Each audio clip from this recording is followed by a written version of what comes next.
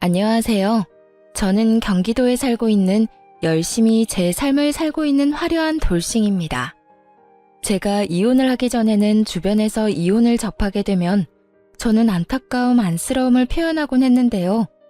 그랬던 제가 요즘 지인들에게 이혼을 접하게 되면 잘했다고 합니다. 그만큼 전 지금 제 생활에 만족하고 지내며 요즘 같은 세상에 이혼 같은 건 흠도 되지 않는다고 생각하는데요. 지금은 이런 생각까지 하는 저이지만 저 역시 이혼을 할 당시에는 온갖 잡념들에 휩싸여 이혼을 하지 못하고 이리저리 끌려다녔습니다. 그러면 제가 어떤 일들을 겪었고 어떻게 해서 이혼까지 하게 되었는지 제 사연 들어보실래요? 저와 남편은 연애를 길게 하고 결혼까지 하게 된 부부였습니다. 연애를 하기 전에는 친구로 지냈기에 가끔 남편의 집으로 가곤 했고 연인이 되면서도 시댁에 자주 왕래하면서 지냈던 것 같아요.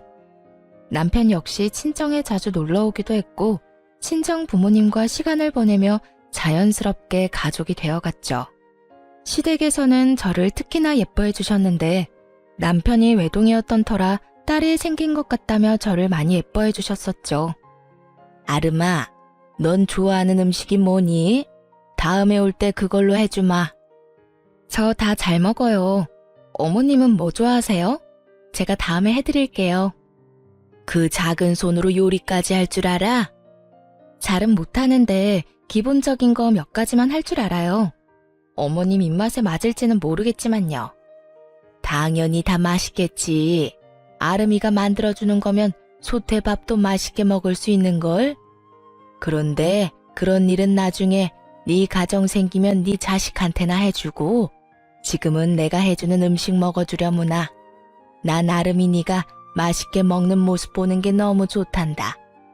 허구한 날 허겁지겁 전쟁 치르듯 먹는 남자들만 보다가 너처럼 오물오물 토끼처럼 먹는 거 보고 있으면 이 엄마가 너무 행복해. 시모는 늘 저에게 귀엽다, 사랑스럽다, 행복하다 등의 말을 해주었고 그런 말을 들을 때마다 제가 특별한 사람이 된 것 같아 참 행복하더라고요. 여러모로 전 그런 시댁 분위기가 좋았고 남편을 사랑하기도 했지만 이런 시댁이라면 저도 가족으로 인정받고 사랑받을 수 있겠다는 생각이 커 결혼까지 하게 되었습니다. 단 한 번의 큰 소리도 조금의 의견 충돌도 없이 결혼까지 마치게 되었고 친정을 비롯해 시댁까지 화기애애한 그 자체였어요. 첫 명절이 오기 전까지는요. 아무래도 명절, 제사에 대해 들은 것이 많아 어쩔 수 없이 긴장이 되기도 하고 우리 시댁은 어떤 분위기로 나를 대할까 하는 걱정도 되더라고요. 하지만 이런 제 우려와는 달리 저와 남편이 시댁에 도착하니 이미 시모 혼자 음식을 준비하고 있더군요. 전 당연히 제가 오면 함께 시작할 거라 예상했던 터라 이런 상황은 생각지도 못했는데 조금 당황스럽더라고요. 죄송스럽기도 했고요. 심지어 준비만 하신 게 아니라 이미 반 이상을 해놓으신 터라 전 급하게 옷을 갈아입고 나머진 제가 하겠다며 앞치마를 하고 나섰습니다. 어머님, 이제 제가 할 테니 들어가서 쉬세요. 전 당연히 제가 오면 시작하실 줄 알았는데 언제부터 하신 거예요? 죄송해요. 다음부턴 좀 더 일찍 올게요. 아니야. 늘 혼자 해왔는데 뭐. 신경 쓰지 말고 옷부터 편한 걸로 갈아입으려무나. 이미 갈아입었어요, 어머님. 그러니까 이제부터 좀 쉬세요. 저 생각보다 잘해요. 그럼 우리 며느리 잘하는 거 다 알지. 다 아는데 정말 거의 다 해서 네가 할 게 없어서 그래. 괜히 너까지 힘 빼지 말고 일단 조금 쉬어. 곧 있으면 끝이니까 뒷정리나 좀 도와다오. 그러면 제가 옆에서 전이라도 뒤집을게요. 그 정도는 하게 해주세요. 이때까진 분위기 좋았습니다. 누가 먼저라고 할 것도 없이 서로 나서 일을 하려고 했고 서로의 등을 떠밀며 조금이라도 더 쉬게 해주려고 했죠. 음식을 다 마련하고 나선 시모가 쉬는 동안 혼자 뒷정리를 빨리 끝내버리곤 빨래부터 시작해서 대청소도 다 해버렸습니다. 시모가 일을 워낙 못하게 하니 빨래 대청소를 하는데 기분이 나쁘기는커녕 뿌듯한 마음마저 들더라고요. 혼자 아침부터 고생했을 시모에게 조금이라도 도움이 되었다는 생각에서 말이죠. 이런 제 마음을 알았는지 시모는 이런 말까지 해주더군요. 어쩜 그렇게도 손이 야무질 수가 있는지.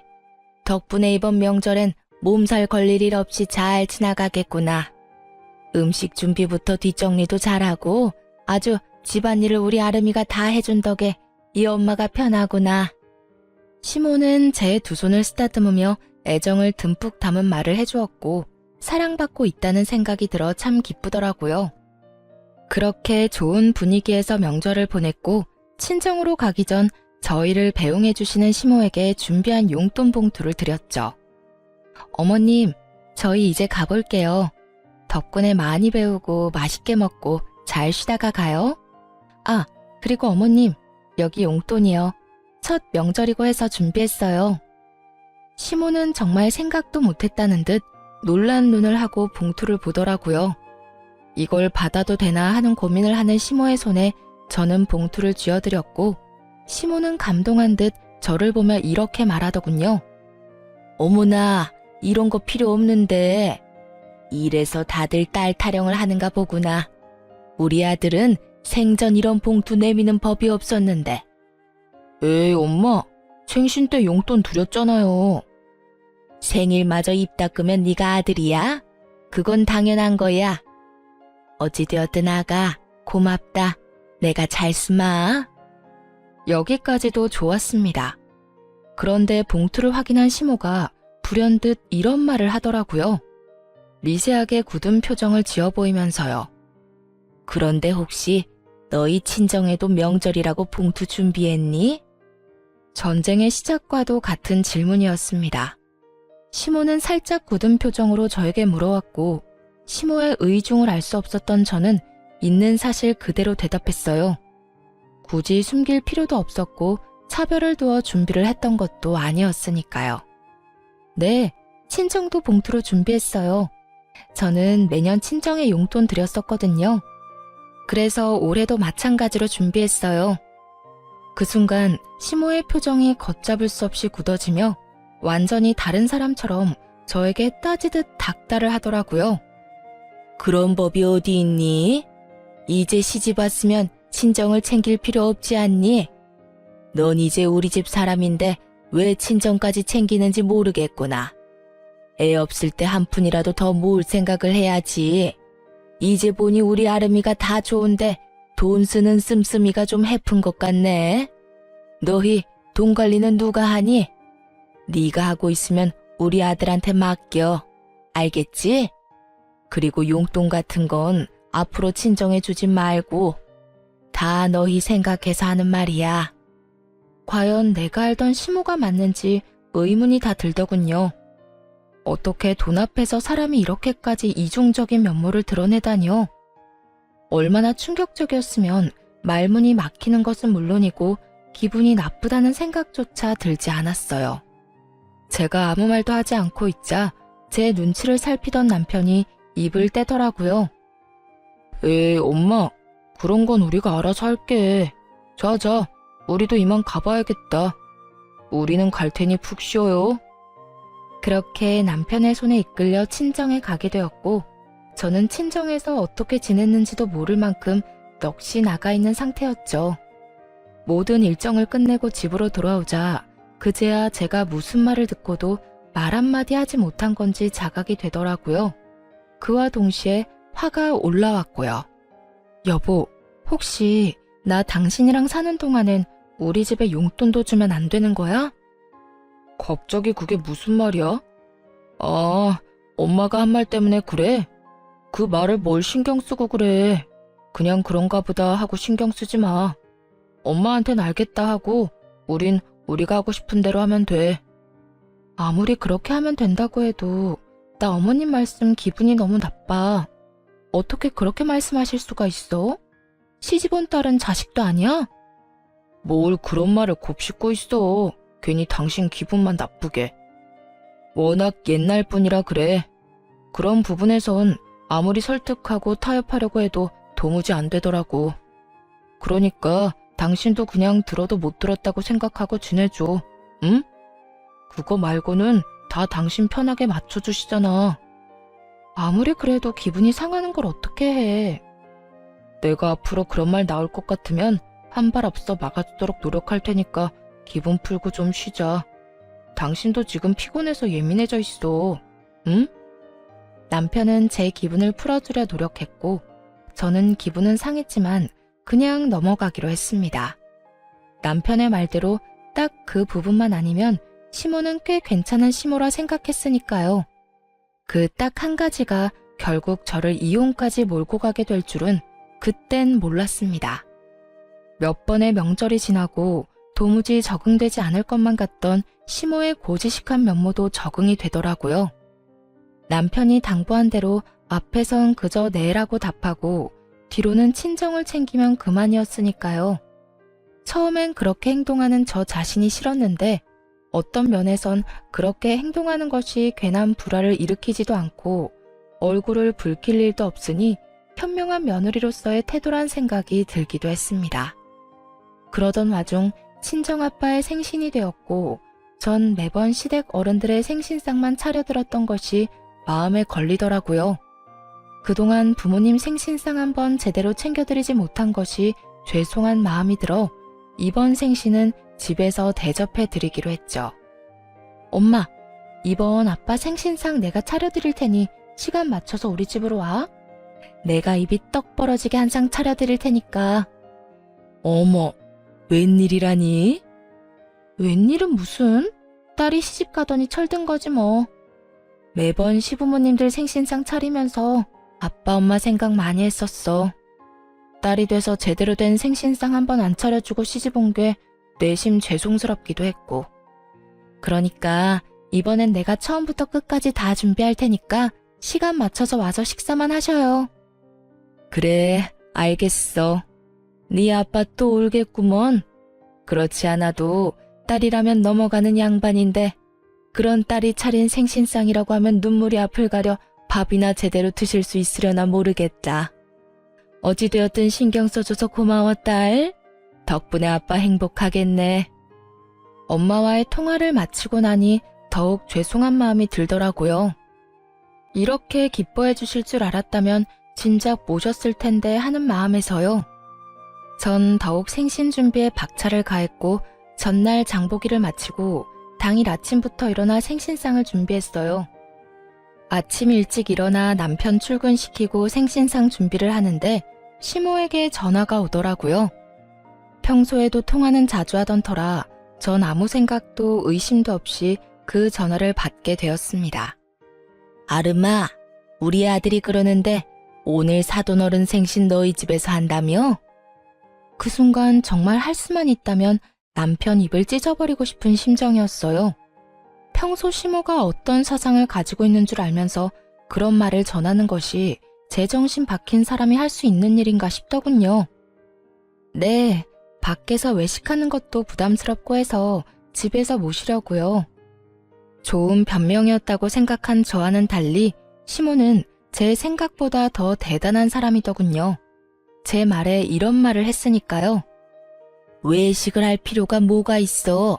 그냥 친정에 가서 있는 반찬에 밥이나 한 끼 먹으면 되는 거지. 다른 것도 아니고 생신이니까 내가 이때껏 네 친정 생신은 챙기게 두었는데 아무래도 안 되겠구나. 앞으로 생신도 챙기지 말거라. 어떻게 된 사람이 이런 말을 할 수가 있는 걸까요? 같은 여자, 같은 며느리의 경험이 있는 사람으로서 다른 것도 아닌 부모님의 생신을 챙기지 말라고 명령할 수가 있는지 이해가 되지 않았어요. 부탁, 권유도 아닌 명령조 시모의 말투에 저 역시 화가 났어요. 네? 아무리 그래도 생신은 챙겨야죠. 생신 챙긴다면서 괜한 낭비하니까 그렇지. 오늘도 봐라.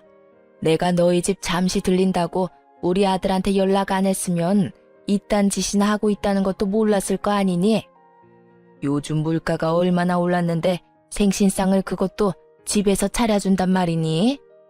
네가 우리 아들 집에서 그딴 짓거리 하면 퇴근하고 피곤한 우리 아들 제대로 쉬지도 못하고 그게 뭐 하는 짓이냐고? 혹시 아세요? 너무 화가 나면 아찔해진다는 것을요.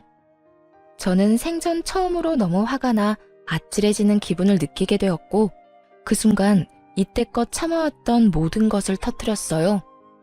어머님, 정말 해도 해도 너무하네요. 다른 것도 아니고 생신인데 제가 이 정도도 못 해드리나요? 그거 얼마나 한다고. 그리고 생신상에 드는 비용도 제가 번 제 돈으로 마련하는 거라고요. 그리고 저희가 사는 이 집, 어머님 아들 집이 아니라 제 집도 된다고요. 집 살 때 제 돈도 절반 들어간 거 뻔히 아시면서 왜 그렇게 말씀하세요? 너 지금 나한테 따지고 드는 거니? 다 너 잘 되라고 하는 말인데 네가 이런 식으로 나오면 나 정말 섭섭하다. 너 잘 되라고 하는 말, 그 말이 전 그렇게 싫더라고요. 정말 제가 그리고 저희가 잘 되길 바란다면 이런 식의 강요는 아니지 않나요? 제가 나쁜 길로 빠져 쓰면 안 되는 곳에 돈을 낭비하는 것도 아니고 다른 사람도 아닌 저를 낳아주시고 정성으로 키워주신 부모님께 이 정도 돈과 시간도 쓰면 안 되는 거냐고요. 시모는 늘 우리가 잘 됐으면 한다는 말을 방패로 삼으며 저를 억압해왔고 전 이제 그 억압에서 벗어나기로 했죠. 저도 섭섭해요, 어머님. 어머님이 저 잘 되라고 하는 말씀 전부 다 저한테는 다 섭섭하다고요. 시집을 가면 딸이 아닌 게 되는 것도 아닌데 왜 제가 친정에 어떤 일도 하지 말라고 하세요? 저를 낳아주시고 이날 이때껏 온 정성을 쏟으면서 저를 키워주신 부모님께 아무것도 안 하고 아무 관심도 가지지 않는 게 정말 저를 위하는 일이라고 생각하세요? 전혀 아니에요. 전 한두 푼 아끼자고 그렇게 살고 싶지 않다고요. 전 앞으로 어머님이 뭐라고 하시든 간에 친정이 할 도리는 하면서 살 거예요. 이런 제가 정 마음에 들지 않으시면 제가 돈을 어떻게 쓰든 관심을 가지지 말아주세요. 그러면 서로 얼굴 붉히는 일도 없고 서로 좋지 않겠어요? 뭐야? 너 지금 말 다 했니? 아름이 너 그렇게 안 봤는데 아주 되바라졌구나. 어디 어른한테 버릇없이 그딴 식으로 말하는 게야? 내가 말했지? 다 너 잘 되라고 하는 말이라고. 처음엔 생신상 용돈으로 시작해서 나중엔 더 큰 돈, 더 큰 걸 바라는 게 사람 마음이란 걸 왜 모르니? 네 친정 부모님이라고 다를 줄 알아? 나이 더 들면 기댈 거라곤 자식밖에 없을 텐데 그때 가서 너 어떻게 하려고 지금부터 지갑 노릇을 하려고 하냔 말이다. 저희 부부가 진짜 누구의 지갑 노릇을 하고 있는데 이딴 말을 하는지 모르겠더라고요. 시모는 친정에는 용돈도 주지 말라고 하며 달마다 저희에게 용돈을 받아 쓰는 것도 모자라 병원도 회사 다니는 저를 꼭 데리고 다니며 그 병원비조차도 저에게 다 내라고 하는 사람이었습니다. 그런 사람이 저딴 말이나 하니 퍽이나 진정성 있어 보이더라고요. 제발 그 말 좀 하지 마세요. 다 저 잘 되라고 한다는 그 말이요. 그게 어떻게 제가 잘 되라고 하는 말이에요? 그리고 지갑이요? 그런 식으로 따지면 저희가 어머님께 매달 드리는 용돈부터 각종 병원비까지 더는 도움을 드리면 안 되겠네요. 어머님 역시 이제 기댈 거라곤 외동아들 하나뿐일 텐데 사람 마음 모르는 거라고 저희한테 더 큰 걸 바라면 어떻게 해요? 그걸 말이라고 하니? 친정하고 시댁이 같니? 내가 누누이 말하지 않았니? 시집 오면 넌 친정 사람이 아니라 우리 이 시집안 사람이라고. 넌 이제 우리 가족인데 가족인 날 돕는 건 당연하지. 저한테는 그 모든 게 당연하지 않으니까 그렇게 살고 싶으신 어머님이나 친정 다 무시하면서 잘 사시고요. 저한테 더는 강요하지 마세요. 저 이만 끊을게요. 더 이야기 나누다간 정말 어머님하고 사이 틀어질까봐 겁나네요. 그러면 들어가세요. 저는 전화를 끊어버렸고 시모에게서 전화가 계속해서 왔지만 연락을 받지 않았죠. 정말 생각하면 할수록 화가 나더라고요. 시부의 생신날엔 시모와 함께 여행을 보내드렸고 시모의 생신날엔 명품 가방을 선물했었습니다. 물론 선물과는 상관없이 생신상까지 차려드렸었고요. 그땐 이런 며느리가 또 없다고 덕분에 이런 호강을 다 누려본다고 했던 사람이 어떻게 그깟 생신상 한번 마음 편하게 차리지도 못하게 하는 것인지 너무 화가 나더라고요. 이런 부모도 부모라고 그 큰 돈을 들여가며 신경을 쓰고 대접했던 저 자신에게도 너무 화가 나기도 했습니다. 하지만 언제까지나 씩씩거리며 화를 내고 있을 수는 없는 노릇이었어요. 처음으로 차려드리는 친정아빠의 생신을 이딴 식으로 망치고 싶진 않았거든요. 그래서 전 마음을 가다듬고 기뻐하실 부모님의 얼굴을 떠올리며 생신상을 준비했고, 밑재료 준비를 끝내고 한숨 돌릴 때쯤 거칠게 문을 두드리는 소리가 들려오더군요. 야! 야! 문 열어! 이 문 당장 열어! 설마 했던 우려가 현실이 되는 순간이었어요. 화가 머리끝까지 난 시모는 집으로 들이닥쳤고, 제가 문을 열어주자마자 저를 밀치고 집으로 들어오더니 화를 내며 기껏 준비한 재료들을 다 엎어버리기 시작하더군요. 이게 무슨 짓이에요? 그만두세요. 그만하시라고요. 이거 놔라 이년아. 네가 그만하라고 하면 내가 그만할 줄 알아? 어디 건방지게 뭐? 강요하지 마. 신경을 꺼. 내가 너한테 어떻게 했는데 네가 감히 나한테 그런 식으로 명령을 해. 이 고약한 년. 내가 너 버릇을 단단히 고쳐줄 거다. 생신상? 웃기지 마. 내가 절대 아무것도 못하게 해줄 테니까. 아무리 말려도 눈이 돌아버린 시모를 말리는 건 불가능했어요. 이미 재료들은 손 쓸 수 없이 망가진 상태였고, 제가 말리면 말릴수록 시모는 더 격하게 난동을 부리더군요. 시모는 아예 집에서 어떤 음식도 만들게 하고 싶지 않았는지 아예 냉장고 문까지 열어 모든 음식들을 다 꺼내 바닥에 쏟아부어 버리더군요. 전 그저 그런 시모를 지켜보며 분이 풀릴 때까지 지켜보기로 했죠. 그러면서도 남편에게 연락해 당장 집으로 오라는 말을 전했고, 시모의 난동을 부리는 모습을 동영상으로 남기기도 했습니다. 네 년이 감히 날 우습게 봐? 이게 오냐오냐 해줬더니 어른 무서운 줄 모르고 날뛰는 꼴이라니. 내가 이렇게까지 하는데도 네가 생신상 차려낼 수 있을지 두고 보자. 시모는 끊임없이 저를 향한 분노를 뱉어내며 난동을 부려댔고, 그 사이 집에서 가까운 회사에 다니던 남편이 집으로 불이 나게 뛰어들어오더군요. 모든 광경을 목격하게 된 남편은 많이 놀랐는지 멈칫거리며 입을 벌리더라고요. 그것도 잠시 반찬통을 들고 바닥으로 집어던지려는 시모를 가까스로 저지한 남편은 시모에게 소리를 지르며 화를 냈어요. 엄마, 이게 다 뭐야? 도대체 이게 무슨 짓이야? 이 사람이 무슨 잘못을 얼마나 했다고 이딴 짓까지 하냐고. 이거 놔라. 저 물건이 나한테 한 말 들으면 너도 내가 왜 이렇게까지 했는지 다 이해할 것이다. 저 사람이 어떤 말을 어떻게 했든 이건 아니지. 엄마가 뭐 때문에 화가 났는지 대충 알겠는데 그 어떤 이유로 얼만큼 화가 났던 간에 이건 아니야. 자신을 이해하기는커녕 저를 두둔하고 나서는 남편을 보며 시모는 더 큰 분노를 느끼는 듯했고, 그 분노의 화살은 다시 저에게로 향하더군요. 너 도대체 내 아들한테 뭐라고 했길래 내 아들이 나한테 이렇게 화를 내? 그리고 이를 데가 없어서 회사에서 열심히 일하는 사람한테 전화질을 한 게야? 너 이렇게까지 생각 없는 물건이었어? 그 순간 어떤 생각이 들었는지 아세요? 다 포기하고 싶다, 다 버리고 싶다였어요. 난장판이 되어버린 집만큼 제 마음 역시 난장판이 되어버린 상태였고, 무엇보다 이 모든 광경을 부모님께 보이면 절대로 안 된다는 생각도 들었습니다. 다른 날도 아닌 생신날 이런 광경을 보게 된다면 그런 불효도 또 없을 테니까요. 화를 낼 가치도 없는 사람에게 화를 내고 싶지도 않았어요. 우선 전 봉지를 찾아들고 시모가 다 엎어버린 재료들을 챙겨놓고 시모의 손에 꽉 쥐어주며 이렇게 말했어요. 이거 덕분에 저는 못 쓰게 됐으니까 가져가서 저녁해 드세요. 어머니 말대로 요즘 물가가 장난이 아닌데 그냥 버릴 순 없으니까요. 어머님이 다 망쳤으니 어머님이 책임지시고 해결하시라고요. 그리고 뒷정리도 다 하고 가세요. 어머님 말대로 힘들게 일하고 온 어머님 귀한 아들이 이걸 다 치울 순 없는 노릇 아니겠어요? 그러니까 이 난리를 부린 어머님이 직접 다 치우고 가세요.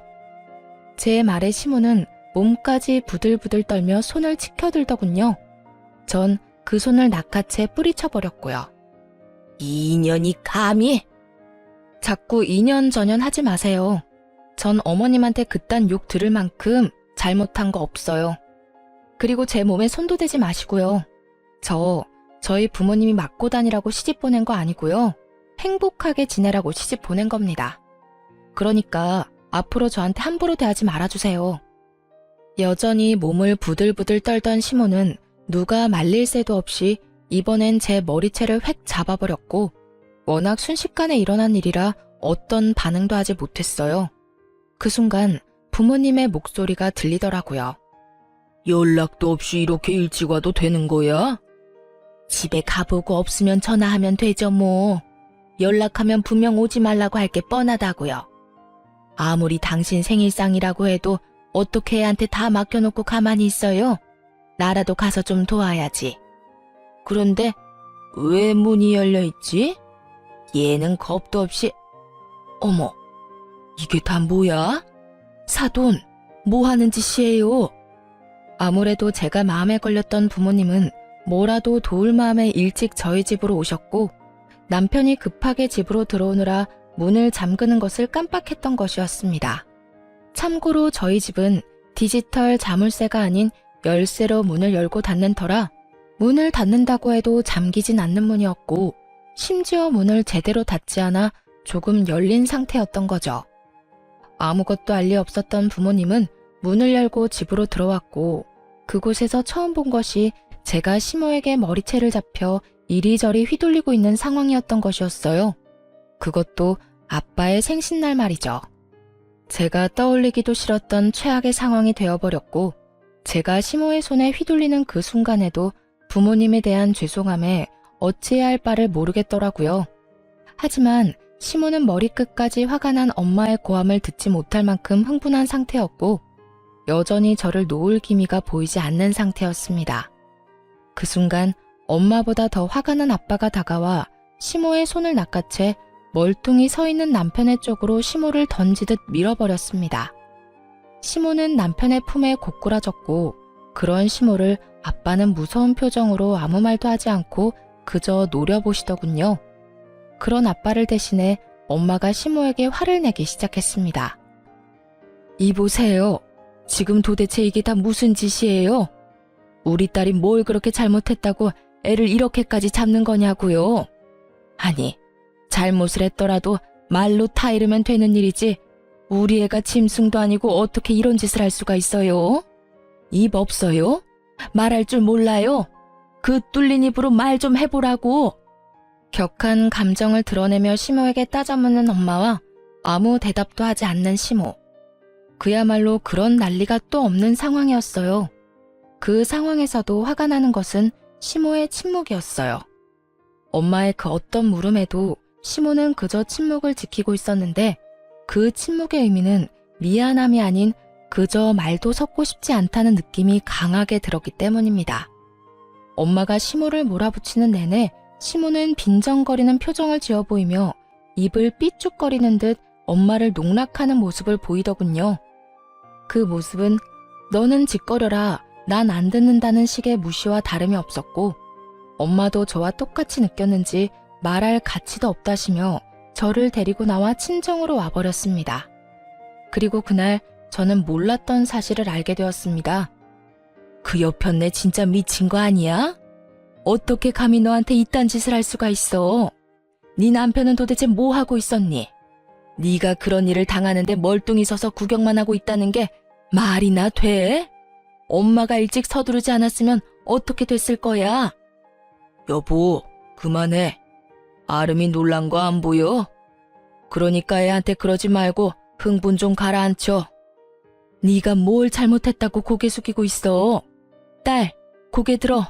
너 잘못한 거 하나도 없어. 엄마, 아빠, 죄송해요.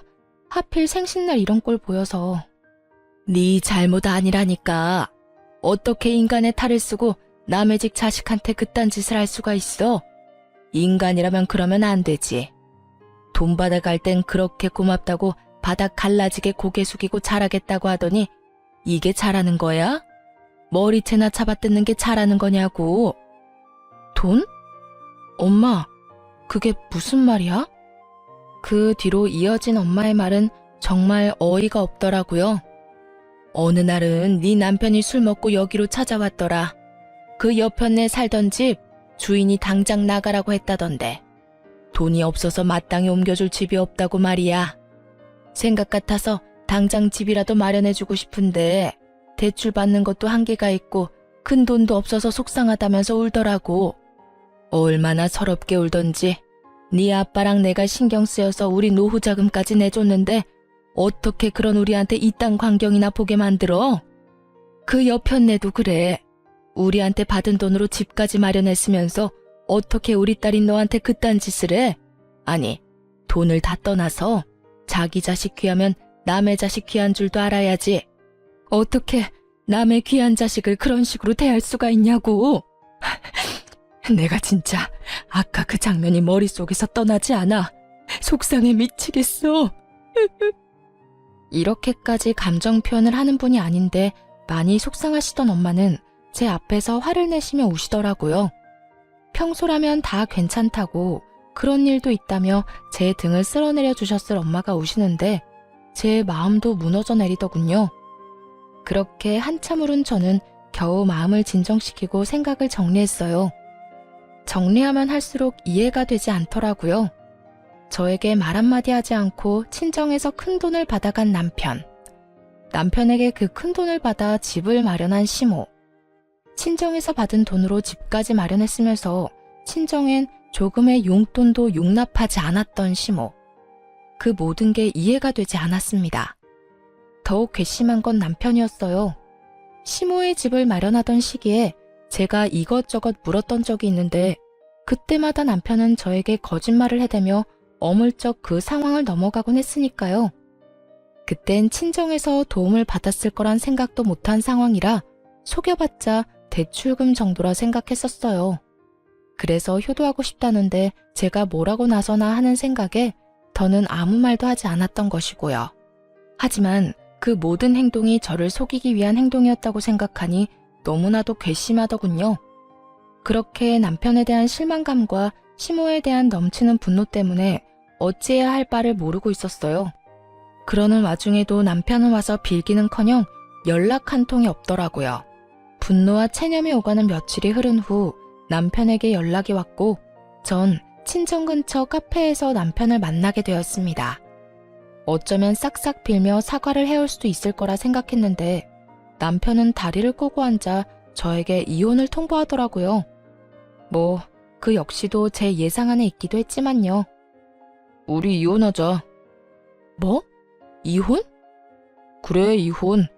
엄마랑 많이 이야기해봤는데 아무래도 우리 이혼하는 게 좋을 것 같아. 당신이랑 엄마 사이에서 나도 힘들고 당신도 앞으로 우리 엄마 보기 싫을 거고 그러면 난 더 힘들어질 거고 우리 앞날이 뻔하잖아. 지금 이혼을 입 밖으로 내뱉고 싶은 사람이 누군데 감히 누가 먼저 이혼을 입 밖에 내나 싶더라고요. 그러면서도 그 검은 속내가 뻔히 보이기도 했고요. 이혼? 당연히 해야지.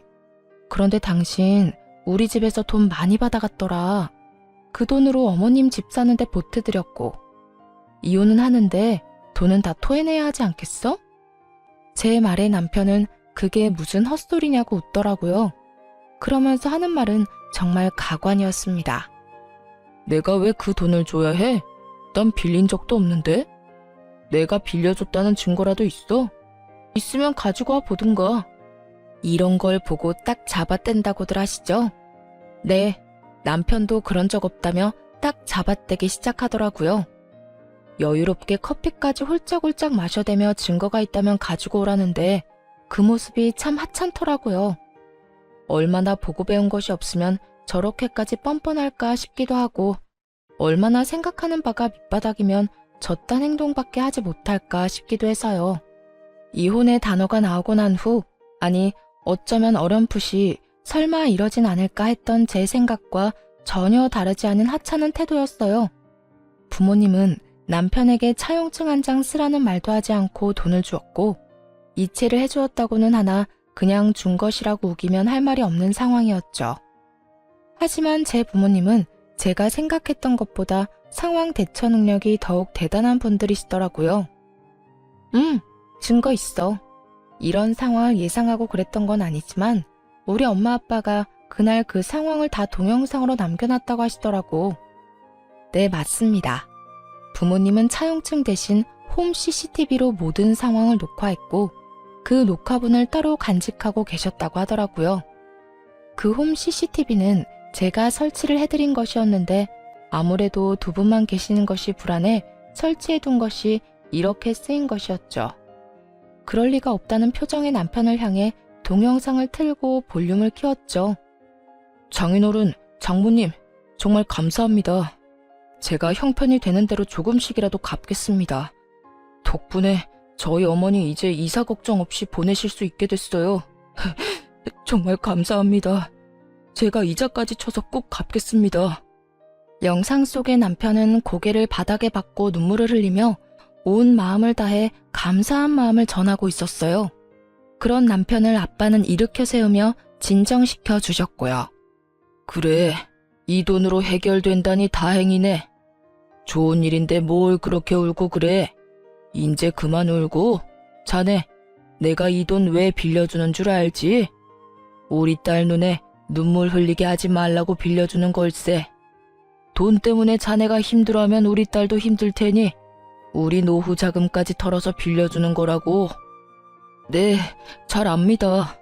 제가 아름이 눈에 눈물 흘리지 않게 잘하겠습니다. 정말 세상에서 제일 행복한 여자로 만들어줄 겁니다. 그래, 그거면 됐어. 혹시나 우리 딸 눈에 눈물 나게 하는 날엔 지금 이 돈 한 번에 다 갚아야 할 거야. 농담 아니네. 나는 다른 건 몰라도 내 딸 눈에 눈물 나는 꼴은 못 봐. 자네, 내 말 무슨 뜻인지 알지? 네, 잘 알겠습니다. 혹시나 아름이랑 제가 잘못되면 당연히 이 돈은 다 돌려드려야죠.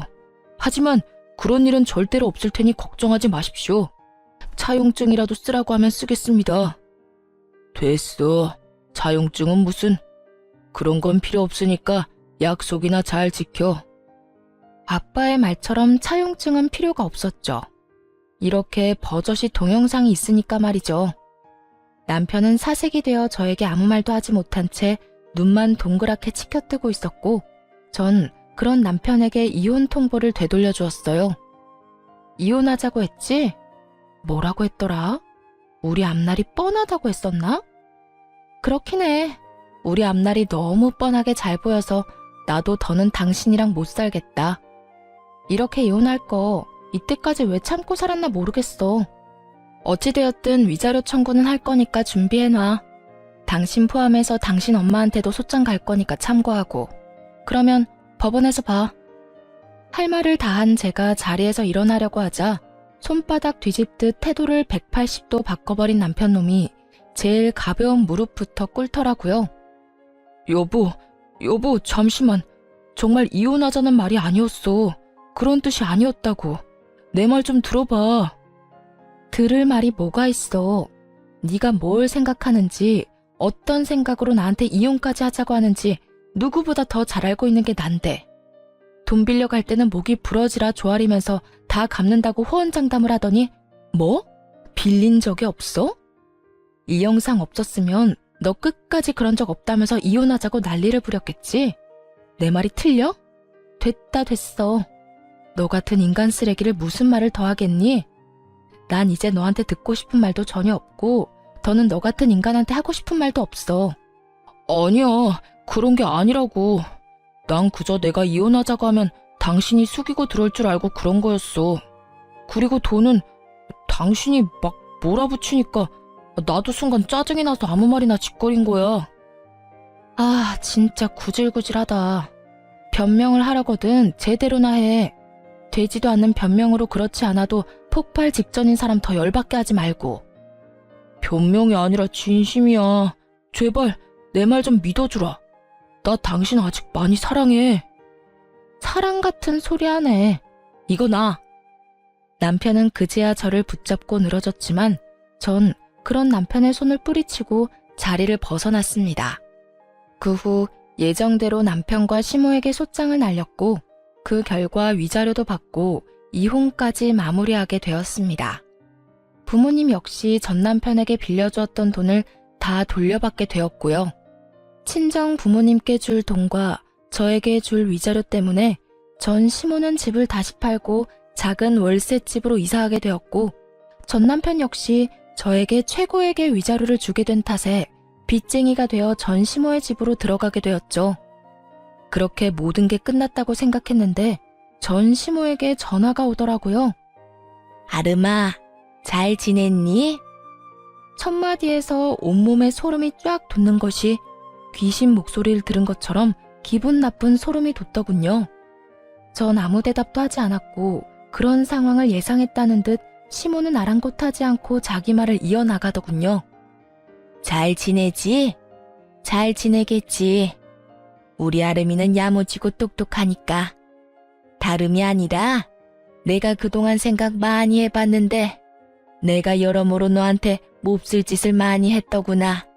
너 같은 며느리가 또 어디 있다고 내가 너한테 그런 짓을 한 건지. 네 남편, 아니 우리 아들한테 혼 많이 났다.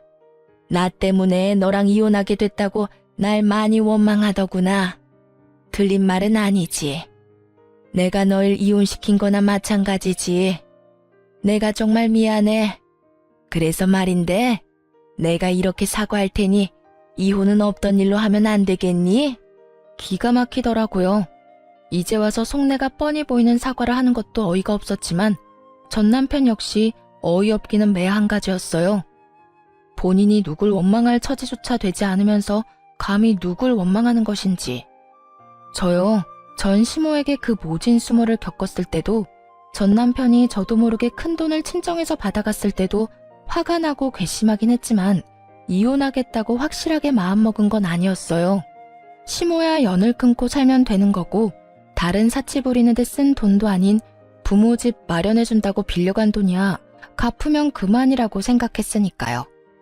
하지만 전 남편은 제 이런 마음을 짓밟는 것도 모자라 부모님이 자신을 믿고 차용증을 쓰지 않았다는 것을 악용해 돈까지 꿀꺽 삼키려는 모습을 보며 비로소 이혼을 결심하게 되었던 것이었어요. 물론 불을 지핀 건 시모가 맞지만 그 작은 불씨를 큰 불로 만든 것이 본인이면서 시모를 앞세워 저를 설득하려는 그 속내가 참 어이없으면서도 화가 나더군요. 저는 그럴 생각 없어요. 전 그 인간한테도 오만정이 다 떨어졌다고요. 받을 도움은 다 받고 돈 안 갚아도 되겠다 싶으니까 저부터 버리는 남자, 당신 같으면 데리고 살고 싶겠어요? 거기에다 집도 절도 없는 빚쟁이인 남자를요? 저 그 정도로 바보는 아니에요. 아름아, 그러지 말고 다시 한 번만 생각해 주려무나. 우리 아들 금방 일어설 수 있어. 아직 나이가 젊잖니. 그러니까 그간의 정을 생각해서라도 다시 생각해 주려무나. 결국 전 시모는 악어의 눈물을 쏟아내며 매달리기 시작했고 전 그런 시모에게 이렇게 말했습니다. 그러니까요. 나이도 젊은데 제가 왜 그딴 인간이랑 살아야 하나요? 앞으로 살 날이 긴데 그딴 인간 뒷바라지만 하면서 살라고요? 밑 빠진 독에 물 부어가면서 고생할 마음 없으니까 다신 연락하지 마세요. 저는 전화를 끊어버린과 동시에 차단해버렸고 그 후론 연락이 닿는 일은 없었습니다. 참 한심하지 않나요? 가만히라도 있으면 절반이라도 간다고 그저 주는 대로 받고 하는 대로 가만히 두기만 했더라도 좋은 집에서 편하게 잘 살았을 텐데 괜히 건드리면 안 될 사람을 건드려서 저 고생을 하나 싶었네요. 뭐 자기 복 자기가 찬 거 아니겠어요? 요즘 전 친정에서 지내고 있어요. 회사는 여전히 잘 다니는 중이며 요즘엔 남자친구가 생겨 행복하고 아기자기한 연애를 하고 있는 중이랍니다. 지금 만나는 사람은 좋은 사람이에요. 따뜻한 사람이죠. 언제 어디서나 제가 우선이라고 말해주는 사람이고 만나는 지난날 동안 여름에는 손선풍기를 겨울엔 핫팩을 건네주는 그런 따뜻한 마음과 세심한 배려를 할 줄 아는 남자예요. 무엇보다 길을 거닐 때면 꼭 저를 길 안쪽에서 걷게 하는 남자친구를 보며 이렇게 따뜻하고 세심한 사람도 있구나 하는 생각을 하곤 해요.